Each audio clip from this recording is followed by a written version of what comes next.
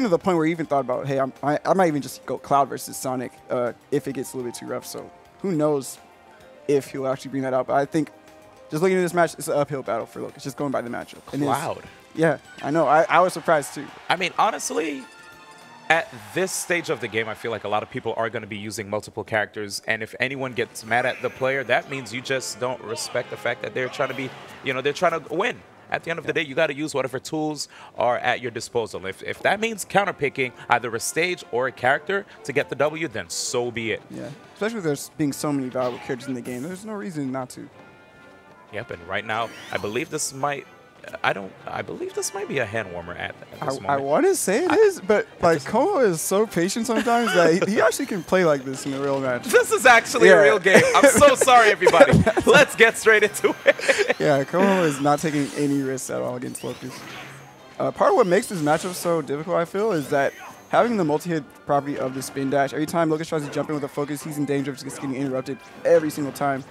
And when it comes to Sonic, if he's playing on point, those are potentially 20% punches every time. Oh, absolutely. And when you look at the fact that Sonic, with the up smash at the right percentage, if Locus decides to try to land with the focus, he's going to be in trouble. So he's going to have to make sure to keep that in mind when it comes to facing off against komorikiri. Probably mixing up the angle of his drift when he comes down from a juggle situation. Right now, though, still yet to be touched. Como is taking no risks whatsoever. 0%. Nobody's taking that. Pretty much 0 to death, pretty much. You know what's really interesting about that, Strides? The fact that komorikiri actually went for a single hit KO move. Oh, he's not going anywhere. Now, some would be led to believe that komorikiri is teabagging, but he's actually, in fact, just waiting. Yeah. Waiting. He's biding his time. He notices that he has the lead, and there's no... Ooh! The slant actually working out in his favor. He plays such a good hot and cold game. Yeah. Like, a lot of people tend to think, oh, this guy's super defensive. He's not really going to press a lot of buttons. And you would be right to assume that, but the moment you just kind of hesitate a little bit and think you haven't figured it out, he's right in your face. So you're trying to say that komorikiri is tsundere? Yeah, sure. That's what you get term for it. I love the spacing, though. Look at him. He's just trying his best to stay outside of the range of his attacks. And also, too, abusing. Well, not abusing gives a negative connotation. Using Sonic's invulnerability on his spin dash, the side B, to his advantage. The crowd erupting, and Locus finally gets his first damage of the set. Actually, people who really jumped up in the air. Hands in the air. It's like, please not a JV3. Yeah, if he got JV3, that would be a big blemish on his record, man. People would talk about that for ages. Yeah. But again, Como is just showing his experience with dealing with this character. But nice down smash there. This is an opportunity to finally take advantage, but that late forward caught him off guard. Yeah, I feel like Locus probably might have wanted to go for an up tilt, but komorikiri probably was able to snuff that out. And there's Locus finally thinking about using focus. Especially when that other time he lost to a forward smash, his stock to a forward smash. Yeah. There it is. My goodness. He remembers. He remembers. Good adaptation there. And don't count out Locus, man. He's been in these situations time and time again. Find the way to clutch out these comebacks. And Ryu does not take much. Oh, my ridiculous God. Punish game. That's only like, what, 4 or 5 hits. He's really close to dying already. And komorikiri has to know that he can't overextend at all in this situation. You ain't lie, Strides. You ain't lie. Here's a back throw, though. And we're gone. Yeah, that was definitely a decent amount of percentage right there. Locus, smile on his face, even though komorikiri was playing as patient as possible, making sure to bide his time to wait for the opportunities to strike. And it worked out for him taking the first game. Yes, the patient play is going to be the name of the game when it comes to fighting this character with Sonic, just because his punch game is so stellar against Ryu. He has no real reason to overextend and just rush at the Ryu, because he can react to pretty much everything he comes at him with. I agree with you there, because a lot of times people, when they charge in foolhardy against Ryu, what happens is they end up getting caught eating a lot of damage. A lot of this damage that will, accumulate in a short period of time, leading to a KO move or a combo move that would just lead into a KO move at low percents even too, like mid to high, right? Like in the 60s, 70s even. Exactly. So you got to be careful. Especially when rage is factored in. So, whoa! Look at this dash. Crouch dash? That's interesting. Crouch slide even? I don't know what's the right term for this, but I don't know the technical term for that either. Smash Brothers, man. We always come up with stuff on the fly. Again, komorikiri just trying his best to play his best whiff punch game, really. Yeah. Every time Locus does a jump in, he's ready to use, like you said, the invincibility French of the spin dash and just cancel that out and get an easy punish. Smart stuff right there. You see komorikiri, he's like, should I go for the spin? Oh, wait. Decent damage right there. 2 hits and already close to 30. komorikiri. He's like, okay, I took that damage, but, I mean, I'm not dead yet, so let's play the... Oh, okay, actually, it kind of looks like now Locus kind of wants to charge in a little bit more. You could tell he doesn't want to be like 100% like too obvious with his approach. Yes. Because he knows that komorikiri will just side B out of there. Exactly.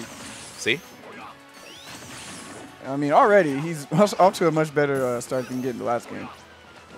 And I definitely have to give his patience some props here because he's definitely getting zoned out the whole time, but he's not really straying from the game plan really. I think one thing I liked about Locus, so he kind of approached Como, then did a full jump backwards, probably waiting for Como to maybe attempt to hit the shield and then immediately jump back. You know, I mean, jump forward after passing through. Yes. You know, after crossing through his shield. But Locus has to make sure he doesn't get doesn't try to go for too many guesses. Yeah. Because if you whiff, Sonic is going to be like, okay, like that's cool. I'm not taking any damage. I'll keep the lead. Exactly. Oh, wait. He's playing the platform game. Uh-oh. Yeah, he's trying to bait him to go up there. You get it up throw up there. And yeah, Locus Locus definitely recognized the game Cohen's trying to play here. This definitely reminds me of back in the day when I'd see my boy Vinny playing like Ice Climbers against other Meta Knights. And you just see people chilling on the platforms. They're like, nope, not going down there. No grabs for you. I do respect that Locus recognized the situation that Cohen was going for there too, because a lot of people just get like super baited and then get easy up throw up air kills. Yep. Oh, there it is. komorikiri just waiting again. And with these platforms, it makes it easier for him to mix up more how he's going to land from his side B, right? Yes. Because he doesn't have to only land on the ground now. He could actually land on the platforms, which makes it harder for Locus to actually figure out where exactly is his opponent going to land. All right, has him pinned in the ledge. This is a really strong position for Ryu. Yeah, he should be able to ledge trap, but it looks like he kind of fades back a little bit to take center instead. Yeah, that was surprising, actually. I thought he would apply a lot more pressure at the ledge with beta jump. But this is a rough spot to be in. Nice Tatsu timing there to avoid the spring, because that would have been really bad for Locus otherwise. Oh, that was actually really scary, but he wasn't right there on the mark. Another opportunity. Locus way too high. Yeah, I like the choice of putting the spring on the top platform just to get a second chance at a juggle opportunity. But, missing the turnaround Shoryuken, that would have been the stock for sure. And I like the fact that you see Locus is showing that, you know, when it comes to these conversions, players will try to smash the eye out. So he's going to have to opt for the aerial Shoryukens to KO the opponents. He's one of the few Ryus I see that's always cognizant of that. Oh, wow, and getting the turnaround Shoryuken just to make sure he doesn't get edge guarded there. Locus holding on to the stock for dear life, and it does not take much for him to actually steal out the stock, so I really appreciate the patient game he's playing. Very smart stuff here. Is he going to attack? Okay, he actually just DIs off. Probably the smarter option, honestly. Yeah, because if he were to tech, that would give komorikiri an opportunity to tech chase. Yes. There it is. It's going to be enough, just barely enough. Again, using the spin dash to whiff punish that back air attempt there. But notice how much work it took komorikiri to actually like rack up all that damage to get the KO on Ryu. It looks like it's definitely tougher right now for Como in this particular game. Yeah. Before he had like a lot of a percent lead to work with and kind of forced Locus to approach, but then once Locus kind of had the momentum there, he played a lot more comfortably in the neutral games. Like, okay, I'm winning now. I don't really have to press that many buttons. I can get easily punished. You have to approach me. Yep, it's definitely way less of Locus just standing there. Now it's more so him waiting for Como, and if Como does strike, he'll just actually just block the approach. He's like, I dare you to grab me, and if anything. Yeah. Uh-oh. Something also that a lot of people might not know, that Locus actually before Ryu was a Sonic main in his own right. Look at that. Yeah, so he actually knows a little bit of how this character wants to approach and punish. So I definitely can see how he's playing the patient game right now with Como. How much time did he invest? Like, how long was he a Sonic main for? I want to say as long as the game was out before, you know, Ryu became available. Wow, very good spot right here for Locus. 117. Has him at the ledge. This is where you want to be. He definitely covers so much there. And he's probably going to go for it again. You know, going for those up tilts. They're so fast. Nice. Not quite nailing the KO yet, but, I mean, at the end of the day, he still has the percentage lead. Exactly. Only 48 seconds left on the clock. If he wants to, he can just wait out Como's approach here. Yeah, he could actually hang out. Komorikiri in a very bad spot here because his waiting strategy can't quite work out for him. Good stuff, Locus. Getting that up air. chasing komorikiri in the air, putting it in a Game 3 situation with both of the players tied. Yes. Now, you know, Battlefield definitely looked like a smart choice right there by Locus. Where do you think komorikiri will opt for it? Man, if Locus does not ban FD, I can definitely see that. Or potentially Town and City, if only because he has a little bit more of a stage. It's kind of like FD-esque when the platforms aren't in play. So I can definitely see him using that. But Locus does not ban FD, so Sonic on FD is going to be the counter pick here. Yeah, this is definitely a common counter pick right here for the blue blur, right? Yes, definitely. Especially in this matchup, it's going to be much rougher for Locus to retreat the platforms and make it a little bit easier to approach Como here. But I really feel like the start of this match is going to determine a lot. Oh, yeah, for sure. We already saw what happened when Locus has a lead. Same thing with komorikiri in the first game. So it's a race right now to see who can get the first hit and also maintain that lead, keep it. Okay, Locus inching forward, but right there already nipping at Locus's feet from under below. Uh-oh. But look at that. Locus just one hit, dude. Yes. And he takes the lead like that. I like the range that he's playing at, too. He's not giving Como too much space, so that if he does pull out something he can react to, he can immediately punish. Yeah, he's going to hold on to the 3% lead. Locus is like, I'm the one that's in the lead, though, so I could chill here. Okay, has him at the ledge. Very patient play, as we're accustomed to seeing. Yeah, bad trade there for Locus. Now he's in a little bit of a juggle situation. And Como's just taking the damage he can get. And he's right back to the other side.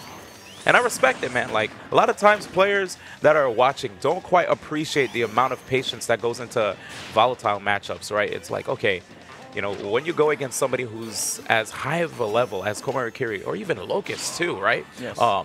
And Locus, correction, and Locus. It's scary. You can't be silly when it comes to approaching these guys, especially like the fact that Locus can just like KO you. Wait a second. Yeah, this is where it starts. Oh my Almost God. got the drag down up there into a reset. That would have been either a huge damage or a potential stock. Yeah, I'm a big fan of that. When you get that single hit up there and you fastball, it's almost similar to those other characters with the multi-hit moves where you fastball at the right frames and manage to like basically continue a combo. But here we have Locus dealing with the side spin dash pressure. Oh, he caught him jumping, and now he's in yet another juggle potential. Good focus dash there. Kind of messed with Como's timing, but he's back off stage where he doesn't want to be against his character. Oh, crucial nair there. That would have been a free backer otherwise. Oh, got the up tilt. Sure, you can barely live in there. Crazy stuff. But okay. Back air catch. That's going to be the first stock to Locus. Oh, my God. 163 right there. Locus in the lead. And the entire time I was thinking, right, this Sonic, he's definitely looking good. That's what I was about to say, and you know, just expound on what komorikiri was doing here in this matchup, and the fact that you know it was smart of him not to use Cloud. Then immediately you see Locus like, nah, dog, I'm gonna take this lead. What's up? Yeah, just his experience as a Saga man really shows in his Ryu play too. He's not afraid to just sit there and not press any buttons whatsoever. Wait a second. This is a big combo here. Huge damage. And next big punish could be it. All right, I'm going for single hit up tilt in these short. I feel if you got another rep, that could have just beat the stock. Another rep of up tilt? You Yes. think it? Okay. But Locus probably didn't trust that the opponent would be enraged for another one, if anything.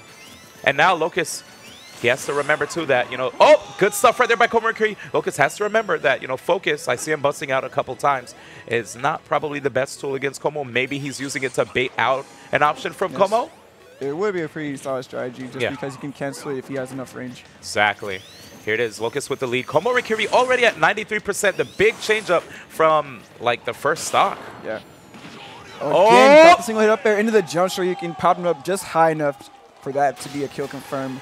Solid play there from Locus. Again, holding his ground and really saying, okay, this is not the best matchup for me, but I know if I just pick my spots appropriately and not just give you free damage and free edge guards, I can easily turn a match around.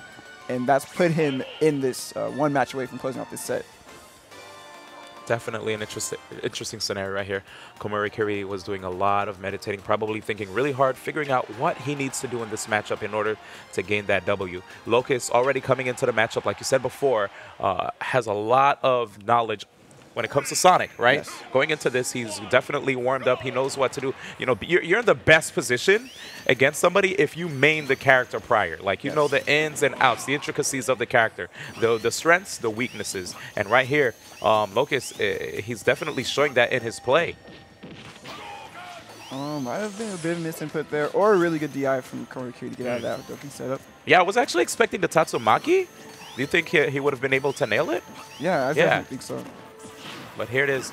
Komorikiri, no slouch. I mean, he's been to the States many times, and he's played many beasts from all over the world. Right now, we'll see what's going to happen here in this matchup. I wouldn't be surprised if we see a Game 5 scenario for sure. Yeah, definitely, especially with the way this match is starting out. Again, trying to catch Locus's jumps. I definitely don't agree with these over-aggressive jump-ins from Locus here. Yeah, it looks like he's trying to go for a lot of... oh, man, these are super free backers for Komorikiri. Yeah, it looks like right now Locus trying to approach with a lot of nairs and fairs on Komorikiri. I kind of liked what he did there. That could have been a great spike to help tie up the stocks immediately at low percents, but wasn't able to nail it. Yeah, Komo actually had pretty good DI there on the neutral air. Oh my goodness, my God! Time. He's going for another one here. Almost beautiful two-frame punish right there. Even though Locus was able to come back, you know, the fact that there's a two-frame window to catch that is something to marvel at. Yes.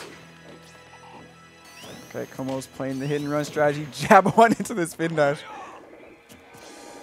Oh, he's going to catch the neutral get up. But again, SCI is on the other side to avoid a potential down air there. I'm in such pain right now, Strides. I got so excited that I bumped my leg into the desk. But back to the match. I've been there, man. I've been there. Okay, another potential edge guard here. He's going to go for the spring. No stage spike. Yeah. Stage spike definitely would have been a much easier time for Komo to clutch that out. But again, he has such a huge lead here. He's not taking any huge risks at all. There it is. He's like, he's not going to go for a focus. Oh, beautiful clutch it out with the two stock. Absolutely. All right. Well, here it is.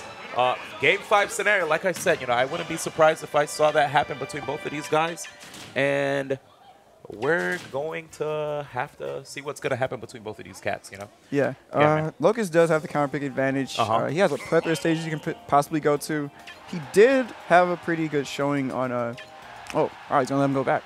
I was actually thinking maybe he can go to Dreamland if Komo ends it, but he's letting him go back to Battlefield. Battlefield, was it? This was not the last stage that he won on, right? Yeah, okay. So that's why. All right, here we go. So last game right here on Battlefield worked out well for Locus, and Komorikiri is going to have to face off against Locus here again.